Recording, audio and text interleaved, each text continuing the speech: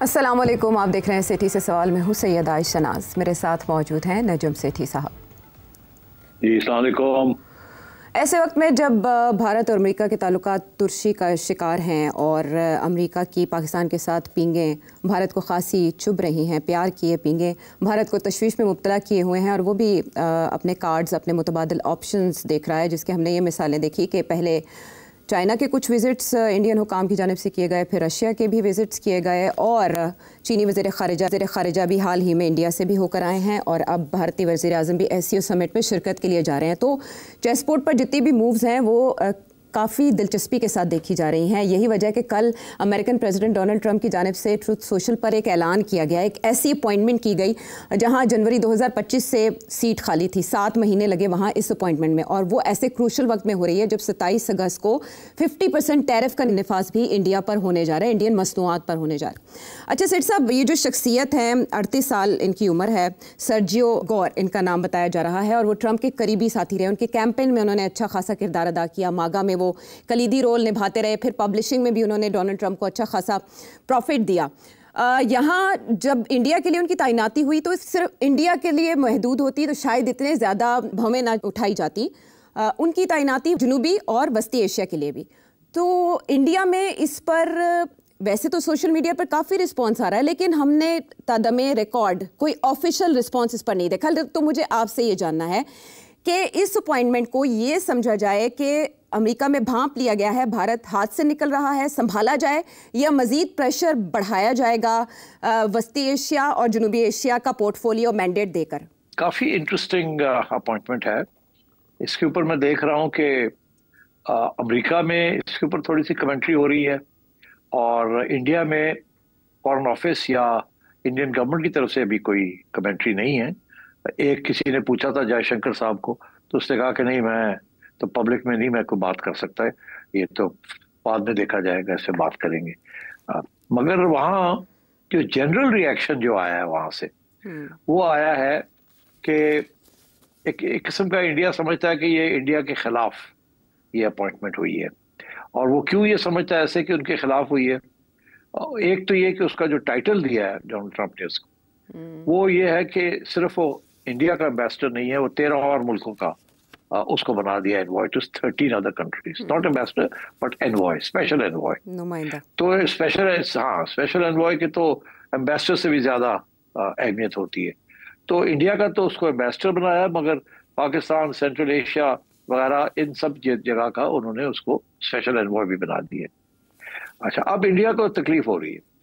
आपको याद होगा कि 2009 में गालबन जब रिचर्ड हॉलब्रुक को ओबामा एडमिनिस्ट्रेशन ने एनवॉय टू साउथ एशिया बनाया था या बनाने जा रहे थे, तो उस वक्त इंडिया की तरफ से बहुत लॉबिंग हुई थी कि आप जो भी करेंगे उसमें इंडिया का नाम नहीं आना चाहिए, आप पाक बन दें, को भी कर दें, साउथ एशिया का एनवॉय नहीं, हम कोई एम्बेसडर के अलावा किसी एनवॉय को नहीं तस्लीम करते, और हमें पाकिस्तान के साथ डैश करके इंडिया पाकिस्तान, वो हमें मंजूर नहीं है, हम तो अलग है, हमारा पाकिस्तान के साथ कोई ताल्लुक नहीं है, कोई लिंक नहीं है, हमें इकट्ठा ना किया जाए। ये इंडिया काफी अरसे से ये पोजीशन ले रहा है कि हमें हाइफनेट ना किया जाए।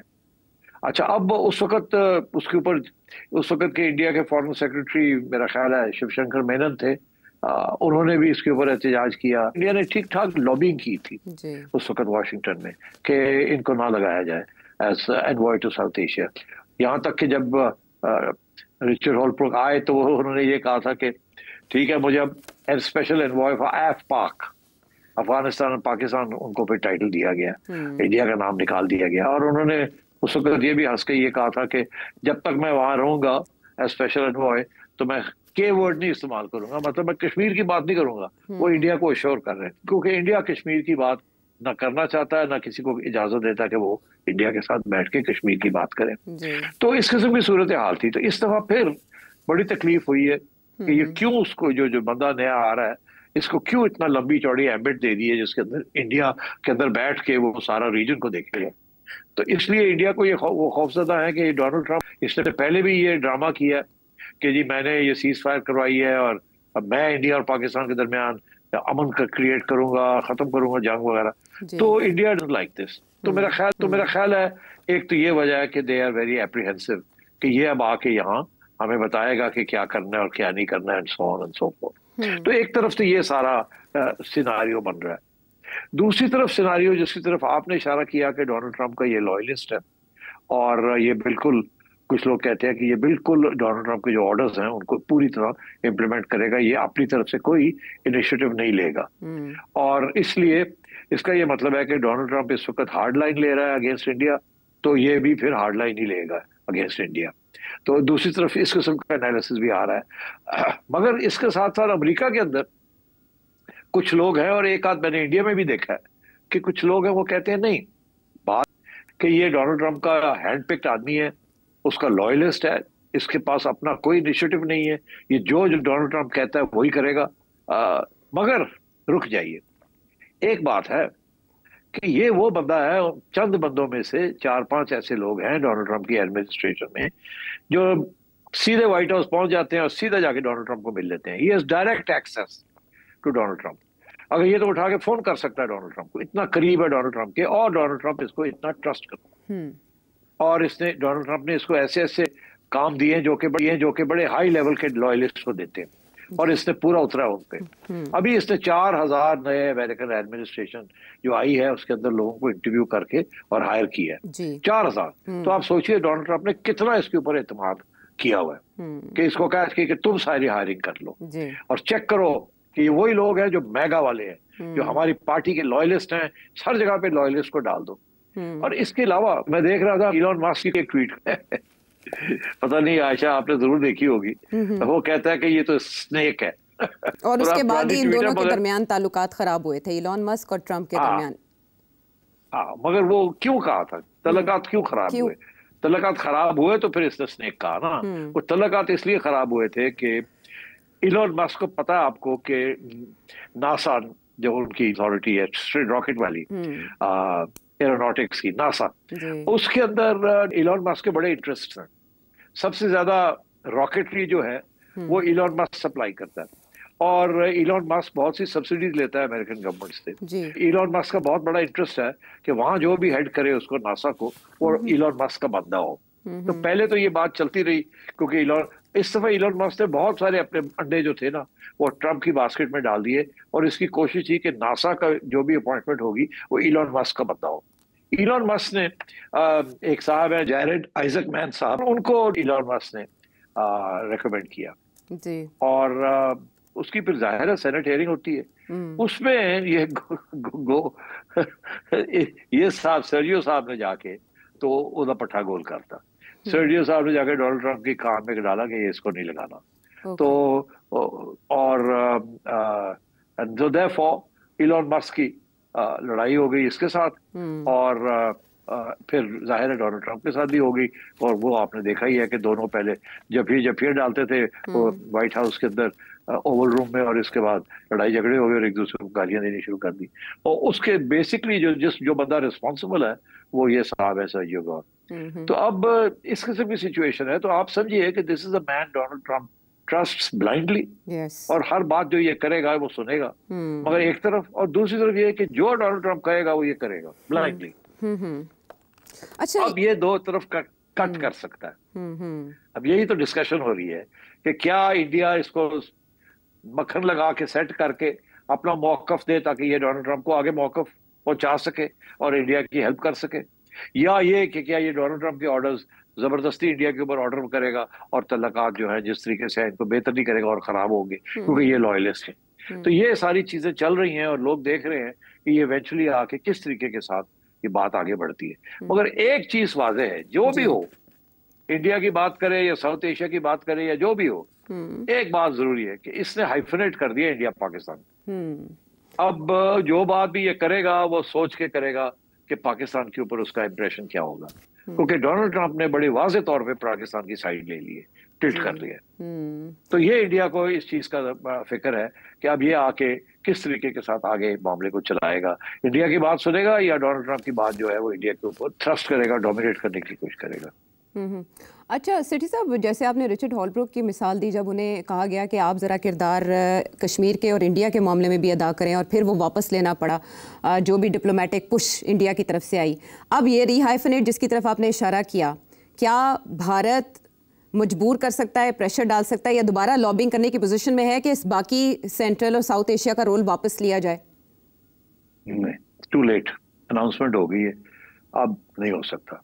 उससे पहले अगर इनको हवा लग जाती कि ऐसी बात हो रही है, जो कि रिचर्ड हॉलब्रुक के जमाने में बात चल पड़ी थी, तो इसके बारे में तो रातों रात हो गया, किसी को पता ही नहीं चला।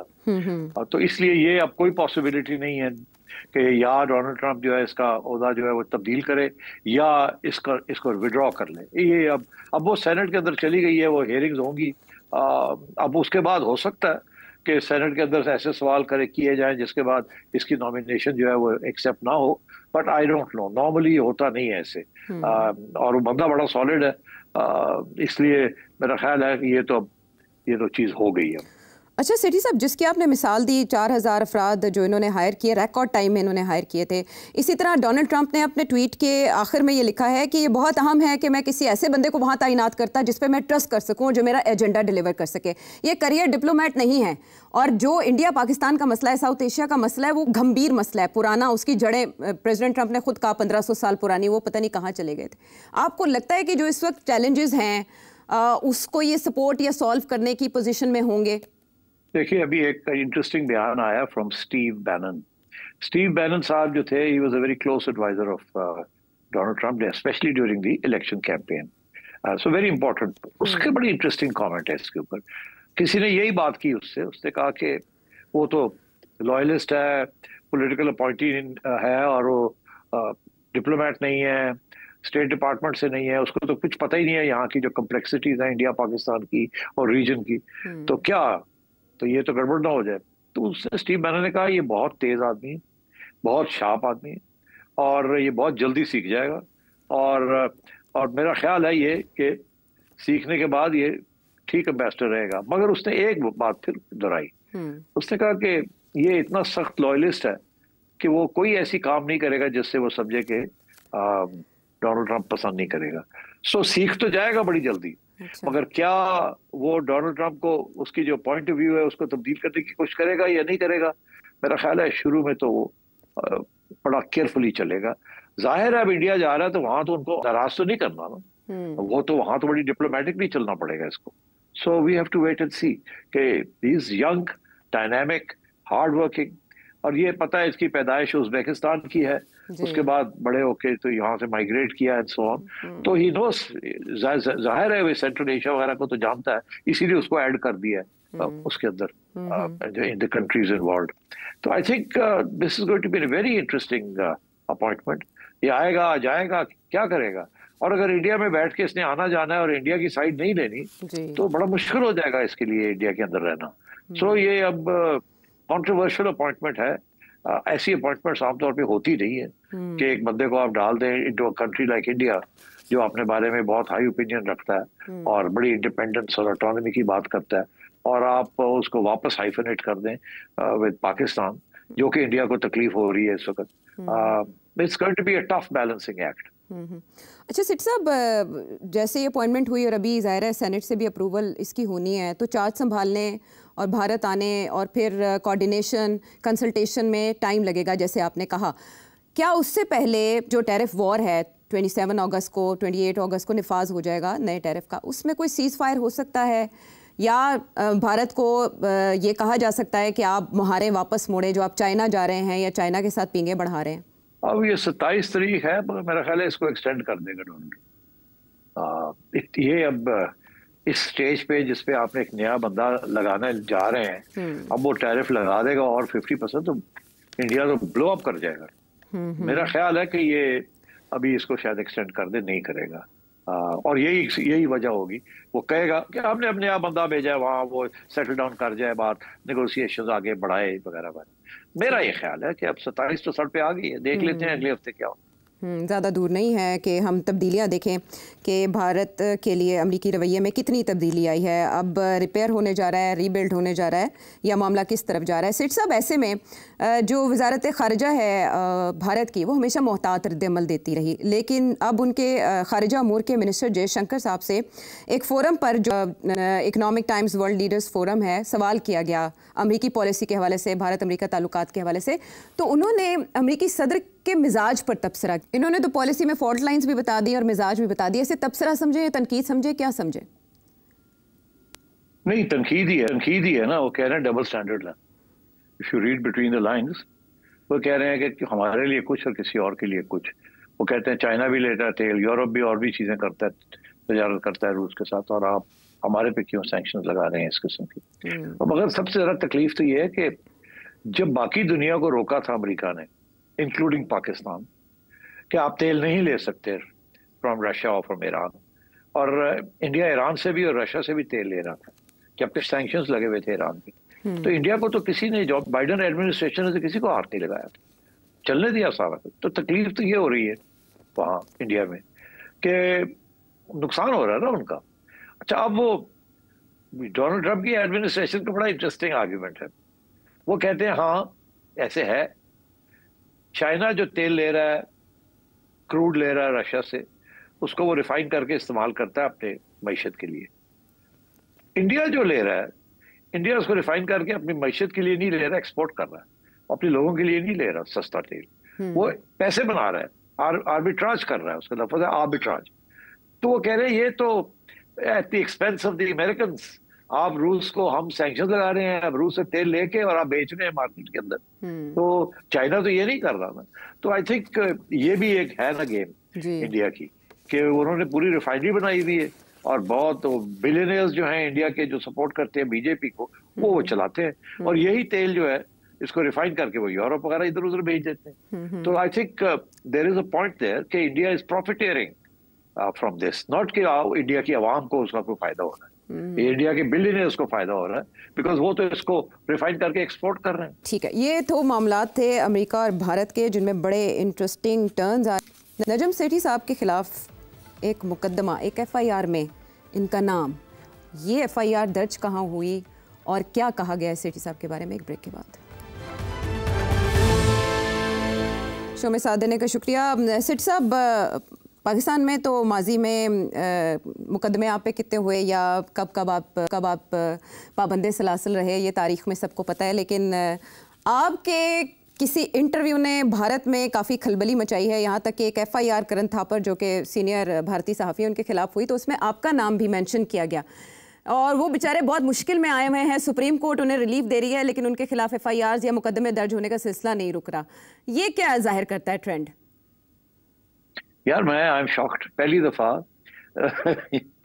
मुझे FIR इंडिया में लॉन्च हो गई है मेरे खिलाफ। यार ये कमाल की बात है, ये भी कोई मेरा एजाज होना चाहिए। मेरा ख्याल है पहली दफा ऐसे हुआ है कि एक पाकिस्तानी जर्नलिस्ट के खिलाफ for giving his views on Indian channel वो FIR हो गई है। इससे तो ये है कि अगली दफा हम लोग यहाँ से किसी इंडियन जर्नलिस्ट को लेंगे और वो इंडिया को डिफेंड करेगा और पाकिस्तान को क्रिटिसाइज करेगा, तो यहाँ तो दर्जनों के हिसाब से FIR लग जाए। मगर आई एम नॉट सरप्राइज्ड। उसकी वजह ये है कि करण थापर ने मुझे बड़े सख्त सवाल पूछे थे जी, और मैंने सीधे सीधे जवाब दिए थे। तो वो जवाब उनके पास उसके जवाब नहीं थे, तो इसीलिए वो पाकिस्तान में बड़ी कामयाब रही वो interview from my point of view. तो अब वहाँ तकलीफ बहुत हुई, बिकॉज जाहिर है वो सारी दुनिया गई, दुनिया ने सुनी मेरी बातें, और हम पाकिस्तान का बयानिया जो था वो बुलंद हुआ और इंडिया का जो बयानिया था वो गिरा, तो क्योंकि मैंने खरी बातें की थी। अच्छा, अब तकलीफ देखे करण ठाकुर को जाके, और उनके साथ एक और बड़े इंडिपेंडेंट जर्नलिस्ट है द वायर के, सिद्धार्थ वरदराजन, उनको भी, उनके खिलाफ भी, और उनके खिलाफ तो काफी अरसे से नरेंद्र मोदी की गवर्नमेंट उनको तंग करती रहती है, उनको केसेस होते रहते हैं। Is a very independent journalist and very fine man, very fine journalist, जैसे करण है। और करण ने तो बहुत से लोगों को इंटरव्यू किया है जिन्होंने आके बड़ी खरी खरी बातें की, और यहाँ तक के मेरे बाद करण ने हमारे एक्स नेशनल सिक्योरिटी एडवाइजर, उनको भी उनकी भी इंटरव्यू की थी, मोईद ने भी खरी खरी बातें की थी, मगर वो मेरे ऊपर सारा बोझ आया है। मुझे बड़ा अफसोस है पूरा करण, हालांकि करण ने तो ठीक ठाक मेरी खिंचाई करने की कोशिश की थी, कोई गुंजाइश नहीं दी छोड़ी थी उसने, मगर चले अभी I did answer all the questions. अच्छा, अब ये बड़ी इंटरेस्टिंग बात है, बिकॉज ये अगर सिलसिला शुरू हो गया कि एक मुल्क के जर्नलिस्ट दूसरे मुल्क के अंदर उनके ऊपर FIR कटनी शुरू हो जाएगी, तो ये फिर कहाँ जाएगी ये बात। ये मैं समझता हूँ ये बैकफायर करेगी। नरेंद्र मोदी की government already under attack on human rights and press censorship, और मेरा ख्याल है this will create a lot of other issues. International community हम जैसे लोगों को कुछ पहचानती है। I have had 3 international awards for press freedom, तो मेरा ख्याल है this is going to backfire on Karan is a very respected international journalist, and so is Siddharth. Yes, sir. मगर ये this is typical of this fascist Indian government. ये BJP की government है fascist. अब जब हम कहते हैं फैशिस्ट है तो तकलीफ तो होगी, जाहिर है। मगर ये साइन होता है जब आप कमजोर होते हैं ना, या डरते हैं या खौफजदा होते हैं किसी चीज से, तो आप इस किस्म की नी जर्क रिएक्शन जल्दी जल्दी से कुछ करो, और ताकि आइंदा कोई गलत ना कर सके। हाँ, तो इसलिए ये धमकी है एक किस्म की ऑन अदर्स। अब ये होगा क्या, इसके बाद 2 चीजें होंगी। एक तो इंडियन मीडिया वाले जो पाकिस्तानी जर्नलिस्ट के साथ कभी कभी कोई इंटरव्यू कर लेते हैं, वो शायद कतराएंगे, कहेंगे नहीं करना है, वो पता नहीं क्या कह देंगे, फिर हम भी विल गेट इनटू ट्रबल। क्योंकि इंडियन जर्नलिस्ट बिल्कुल लेटा हुआ है इस वक्त, बिल्कुल प्रो मोदी। 2, 3, 4, 10 लोग होंगे सारे हिंदुस्तान में जो कि खरी बातें करते हैं, ये इंडिपेंडेंट स्टांस लेते हैं, बाकी सारे तो लेटे हुए हैं वहाँ अनफॉर्चुनेटली। तो इसलिए आई थिंक मैं तो समझता हूँ this is a matter of honour for me कि चले जी, एक फाशिस्ट गवर्नमेंट जो है वो मुझे भी पहचान रही है कि I am opposing fascism, but बड़े अफसोस की बात है कि वो करण वगैरह को धर लिया उन्होंने, या कोशिश कर रहे हैं। और मेरा ख्याल है सुप्रीम कोर्ट जो है उन्होंने अप्लाई किया है, आई थिंक वहां से रिलीफ सुप्रीम कोर्ट ने जी मिला है ऑलरेडी, और ये केस कहीं आगे नहीं जाएगा, मगर धमकी है ना, that's the point of it. The Wire की जानिब से जो चैलेंज किया गया है वो 152 को ही चैलेंज किया गया है, जिसे इंडियन सुप्रीम कोर्ट ने 2022 में मुअत्तल कर दिया था। और इंडियन प्रेस क्लब की तरफ से भी, और जो विमेन प्रेस क्लब है उनकी तरफ से भी प्रोटेस्ट किया है कि आप मीडिया को दबाने की कोशिश करें। तो कुछ आवाज़ें अभी भी वहाँ मौजूद हैं। सच अगर हजम नहीं हो रहा तो फिर ज़ाहिर उसका जवाब ऐसे आएगा कि कुछ भोंडे मुकदमात का इंदराज कर लिया जाएगा जिनकी बुनियाद नहीं होगी। अच्छा सेठी साहब, एक और बड़ा मामला गाजा का, हाँ, कहत साली बाकायदा तौर पर बयान की गई है और कहा गया है कि जो कहत है ये मैन मेड है, इंसान का क्रिएटेड है, और इसे ख़त्म किया जा सकता है फौरी इक़दामात लेकर, क्योंकि पहला फेज़ नेतन्याहू, बेंयामिन नेतन्याहू की जानिब से शुरू किया जा चुका है गाज़ा में ऑपरेशन का। लेकिन ऐसे में जो जेरूसलम पोस्ट है और द टाइम्स ऑफ इसराइल है, जो इसराइल के नामवर अखबारात हैं, वो ये बता रहे हैं कि IDF की जानिब से ये बयान आया है कि हुकूमत की बका, इन शॉर्ट नेतन्याहू की बका, गज़ा पर हमले में मुनसर है। इसके अलावा इसराइल के एक साबिक वज़ीर ख़ज़ाना है, उन्होंने ये इल्ज़ाम लगाया है कि हमास को असल में बेंयामिन नेतन्याहू ने नर्चर किया ओवर द ईयर्स। और बाइडेन इंतज़ामिया के एक ऑफिशियल ये कह रहे हैं कि जब जो हॉस्टेजेस थे उनकी रिहाई की बात होती थी तो इस एडमिनिस्ट्रेशन की जानिब से, नेतन्याहू की जानिब से बार बार उसको सबोटाज किया गया। ये आगे पीछे यके बाद दीगरे 3 खबरें ऐसी आई हैं जो बता रही हैं कि इन हाउस, यानी घर के अंदर से बेंयामिन नेतन्याहू के खिलाफ बात शुरू हो गई है। इसका इशारा आप अपने एनालिसिस में पहले भी दे चुके हैं। सो किधर जा रही है बात अब इसके बाद? बिल्कुल जी, मैं इसके बारे में कह चुका हूँ कि रेजिस्टेंस इंटरनेशनल तो आ रही है, मगर इंक्रीजिंगली आगे डोमेस्टिक से भी आएगी। और इसका इशारा पहले मैंने किया था कि 17 x high people, cabinet members या फौज के लोग ने ऑलरेडी एक डॉक्यूमेंट साइन किया है जिसमें उन्होंने एतराज किया है ऑन नेतन्याहू's एंटी पैलेस्टाइन पॉलिसीज, और समझाने की कोशिश की है कि बस करो, ये जो तुम कर रहे हो, ये इसके साथ इजराइल की जो पोजीशन है वो कमजोर हो रही है, स्ट्रांग नहीं हो रही। तो वो तो रेजिस्टेंस है वहाँ, और जो ऑपोजिशन है वो तो खैर वैसे कर ही रही है, और इंटरनेशनल कम्युनिटी भी कर रही है। अब वो देख रहे हैं सितंबर के अंदर जब जनरल असेंबली सेशन होगा तो कंट्रीज लाइक फ्रांस, कनाडा, इन लोगों ने तो ऑलरेडी कह दिया है कि जी हम we are going to end up recognizing Palestine अगर आप बंद नहीं करेंगे। और वो बंद क्या कर रहा है, वो तो और बढ़ रहा है, वो सीज फायर की तरफ से जा ही नहीं रहा। वो तो अब अपनी फौज, रिजर्विस्ट, उसने 60,000 रिजर्विस्ट कॉल कर लिए, और वो तो पूरा गाजा को टेक ओवर करने लगा है। और वहाँ 1 मिलियन के करीब 8 लाख से 10 लाख पैलेस्टीनियंस को पुश करके आउट ऑफ गाजा उनको ऊपर भेजना चाह रहा है। तो मतलब है कि वो तो इट्स टेरेबल। अभी लोग बातें कर रहे हैं, वो कह रहे हैं कि 37 से 40% जो कैजुअलिटीज हुई हैं वो बच्चे मारे गए हैं। It's unbelievable. ये तो जेनोसाइड है ना, तो इससे कम तो ये बात नहीं है। और ये भी मैं आपको बता दूं, ये जो लफ्ज है ना जेनोसाइड, ये पहले इस्तेमाल किया जाता था for tribal eliminations campaigns in Africa and elsewhere, और यहूदियों ने अपने बारे में ये कहा था कि हिटलर ने जेनोसाइड कमिट की थी। अब सारी दुनिया जो है ना वो कह रही है इसराइल जेनोसाइड कर रहा है। जी। तो ये एक बड़ी नई डेवलपमेंट है। अब बच्चे बच्चे को इस लफ्ज की समझ आ गई जेनोसाइड का मतलब क्या है। And so therefore I think ये इसराइल के गले पड़ रही है ये बात। और अब ये जो इसराइल नया इक़दाम करने लगा है, नए कदम उठाने लगा है, ये इसके ऊपर काफी बैकफायरिंग भी होगी। और मैं समझता हूँ इंटरनल रेजिस्टेंस भी नेतन्याहू के खिलाफ पड़ जाएगी। ट्रंप के लिए प्रॉब्लम बन जाएगा कि अगर उसने फिर फौज भेज दी, फौज तो है वहां मगर और फौज पे और अटैक कर दिया और सब लोगों को हटाना शुरू कर दिया तो और लोग मारे जाएंगे। पहली बात। दूसरी बात, ये जो इल्जाम लगा है कि जी नेतन्याहू ने पाला है हमास को, जी यही इल्जाम है ना जी। अच्छा, ये बात ये है कि ये बिल्कुल सही है, ये कोई पहली दफा नहीं है, ये तो पहले एस्टेब्लिश हो चुका है कि नेतन्याहू की पॉलिसी यही रही है कि कतर के जरिए कतर को पैसे देते थे फॉर नेगोशिएशंस, मगर एक्चुअली आइडिया ये था कि कतर आगे हमास को दे, क्योंकि जब तक हमास है उस वक्त तक नेतन्याहू को अपनी लिजिटिमेसी, अपने आप को रेलेवेंट रखने का एक एक्सक्यूज मिल जाता है एक। तो वो उसने बहुत किया है। और फिर मैं आपसे ये कह रहा हूँ, ये हमास इतना स्ट्रांग हो गया जो ये कैसे हुआ, और इसी वजह से हुआ कि नेतन्याहू को एक दुश्मन चाहिए था तकड़ा, जिसको वो मार के और अपनी अहमियत बनाता। और इसीलिए ये कोई आज की बात नहीं है, ये पुरानी बात है कि बहुत से जो फंडिंग हुई है हमास की इनडायरेक्टली वाया कतर हुई है, एंड उसमें इजराइल दैट।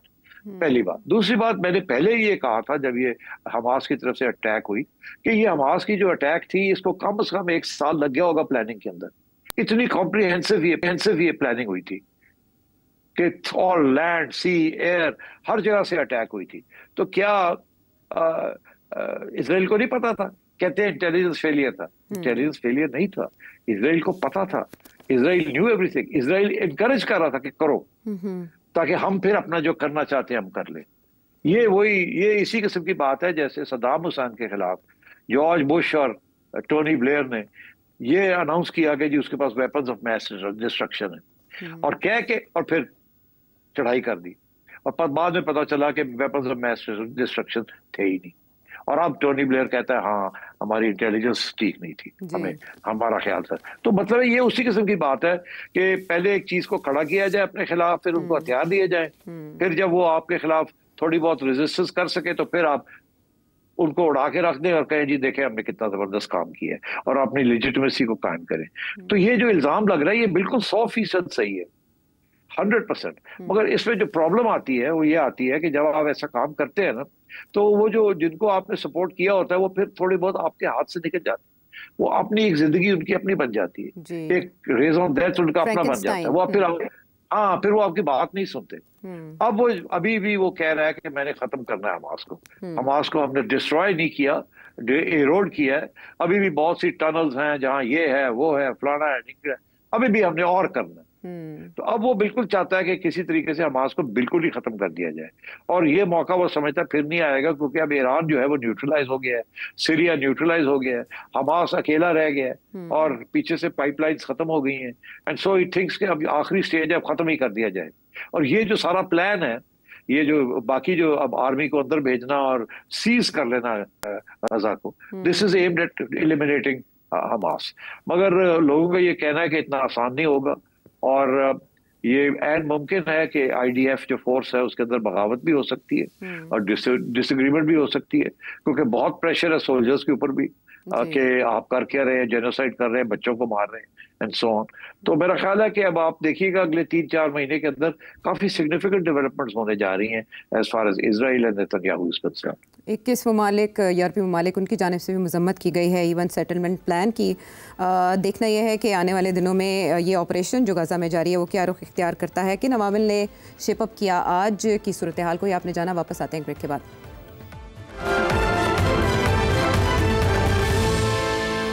शो में साथ देने का शुक्रिया। कल नए सूबों के हवाले से जो फार्मूला चल रहा है उस पर बात हुई तो जिक्र 18वीं तरमीम और NFC अवार्ड का भी आया, और उस पर सेठी साहब फौरी पेशरफ्त हमने देखी कि सरदारी ने नए NFC अवार्ड के लिए 11वां कौमी मालियाती कमीशन तश्कील दे दी है, जिसको वज़ीर ख़जाना लीड करने जा रहे हैं। मीटिंग की कोई डेट सामने नहीं आई, लेकिन जब भी ये मीटिंग होगी तो आपके ख्याल में क्या इशूज़ डिस्कस होंगे और क्या आउटकम होगा?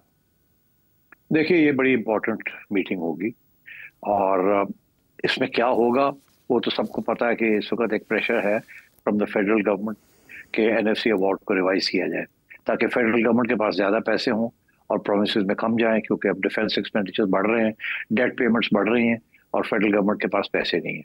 और प्रोविंसेस जो अपने अपने पैसे इकट्ठे करें, टैक्स रेजीम्स अपनी ठीक करें एंड सो ऑन।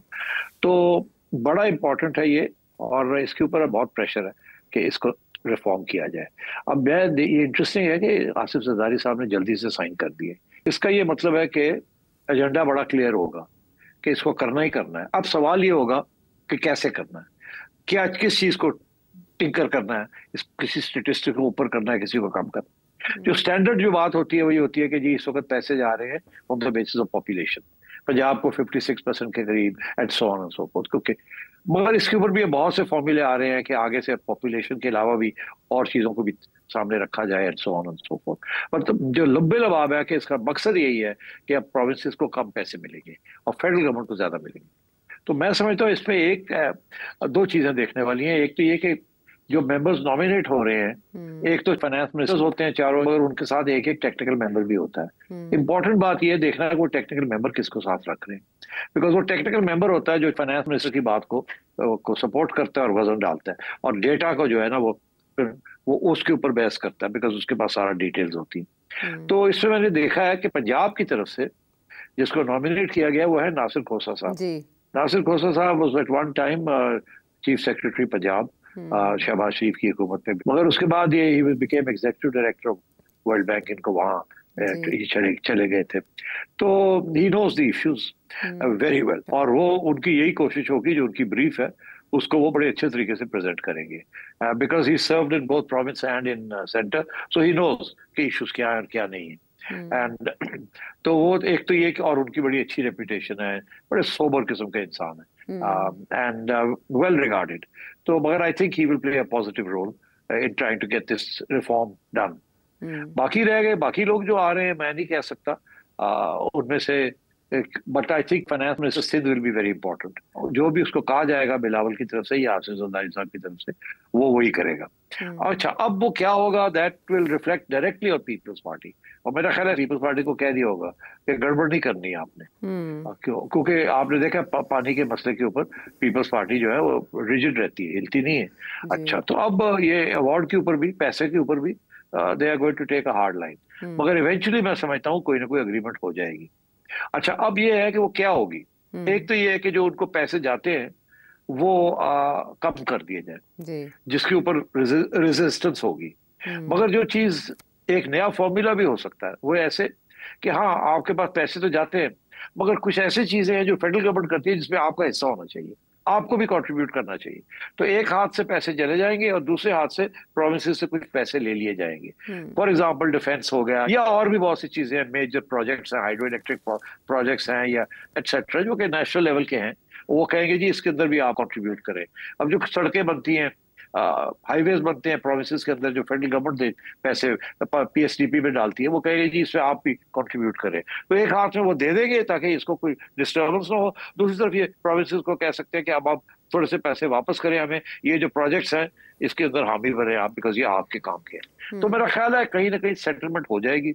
इस वक्त जो सिचुएशन चल रही है ये अनफीजिबल है, इसके साथ तो बिल्कुल कोलैप्स की तरफ जा रहा है फेडरल गवर्नमेंट, और प्रोविंसेस के ऊपर अब कोई प्रेशर नहीं है कि अच्छी गवर्नमेंट करे या अच्छी एफिशिएंसी के साथ डिस्ट्रीब्यूट करे फंड्स, और पाकिस्तान की जो नेशनल इंटरेस्ट है उसके अंदर ज्यादा हाथ रखे और ज्यादा हामी बने उसमें।